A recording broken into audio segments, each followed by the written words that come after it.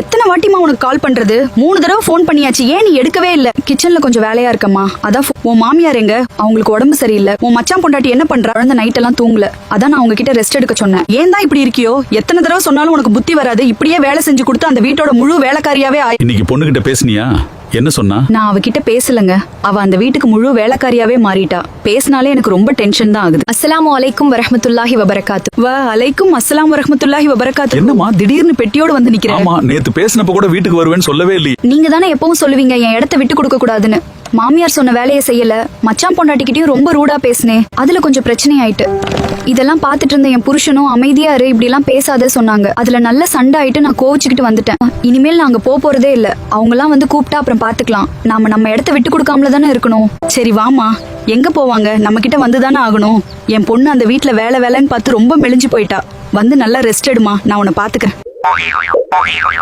அம்மாடி, நீ எதுக்கு இந்த வேலையெல்லாம் பாத்துக்கிட்டு இருக்க? அப்புறம் மருமகன் போன் ஏதாவது பண்ணாங்களா? நீ ஏதாவது போன் பண்ணனியா? அவங்களும் பண்ணல. அவங்க வீட்ல இருந்து யாருமே பண்ணல. நான் எதுக்குமா பண்ணணும்? நீங்க எப்பவும் சொல்ற மாதிரி நம்ம இறங்கி போனா ரொம்ப இலக்காரம் ஆயிடும். என்ன பண்றாங்கன்னு பாப்போம். பொண்ணு வந்து 10 நாளுக்கு மேல ஆகுது. இப்படி இருந்தா இந்த பிரச்சனை எப்படி சரியாகும்? உங்களுக்கு அதை பத்தி ஒரு டென்ஷன் இல்லாம ஹாயா இருக்கீங்க. இதுக்கு என்னதான் தீர்வு? இந்த ஒழுங்கா இருந்துட்டு இருந்த பொண்ணு அட்வைஸ்ங்கிற பேர்ல தினமும் மண்டையை கழுவி விட்டுட்டு இப்ப என்னைய கேக்குறியா? அவங்களா பேசி வந்த பிரச்சனையை அவங்களா பேசி தீக்கட்டும். நான் என்ன பண்ண முடியும்? ஆயிஷா, நீ வந்து 15 நாளைக்கு மேல ஆகுது. இப்படி இருந்துட்டு இருந்தா எப்படிமா? நீயாவது மருமகிட்ட போன் பண்ணி பேசி பிரச்சனையை தீக்கிற வழியை பாரு. இப்பவே அக்கம் பக்கத்துல எல்லாம் கேட்க ஆரம்பிச்சிட்டாங்க. ஊர்வாய பத்தி தெரியாது. இந்த வீட்டுல உள்ள பொண்ணுங்க புருஷன் வீட்டுல சரியா வாழ தெரியாத பொண்ணுங்கன்னு கதை கட்டி விட ஆரம்பிச்சிருவாங்க. நமக்கு தான் அசிங்கம். இதனால உன் தங்கச்சிக்கு நல்ல இடத்துல இருந்து சம்பந்தம் வர்றது கூட பிரச்சனை ஆயிடும். அதனால நீ இன்னைக்கு மருமகனிட பேசி வீட்டுக்கு போகிற வழியை பாரு. நான் ஒரு 15 நாள் வந்து இருந்தாலே உங்களுக்கு இவ்ளோ பிரச்சனை இருக்குதுன்னா எதுக்குமா? எனக்கு போன் பண்ணும்போதெல்லாம் அவங்களுக்கு எதிராக என்ன தூண்டி விடுற மாதிரி அட்வைஸ் பண்ணீங்க.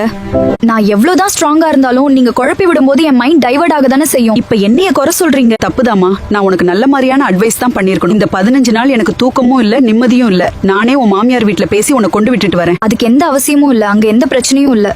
என் கணவர் 15 நாள் ஆபீஸ் விஷயமா ஒரு ட்ரிப் போயிருக்காங்க. அதனாலதான் நான் இங்க வந்திருக்கேன். இன்னைக்கு வந்து கூட்டிட்டு போயிருவாங்கன்னு நினைக்கிறேன். நிஜமாவா சொல்ற? அல்ஹம்துலில்லாஹ். இப்பதான் எனக்கு நிம்மதியா இருக்கு. பிரச்சனை இல்லைன்னா நீ இன்னும் ஒரு வாரம் தங்கிட்டு போமா. ஒன்னும் வேண்டாம். என் மாமி என்ன தேடிட்டே இருக்காங்க. ஆனா ஒண்ணு மட்டும் நல்லா புரியுது. கல்யாணத்துக்கு பிறகு ஒரு பொண்ணு எந்த சூழ்நிலையிலயும் அவ புருஷன் வீட்டுல இருந்தால்தான் அவளுக்கு மரியாதை.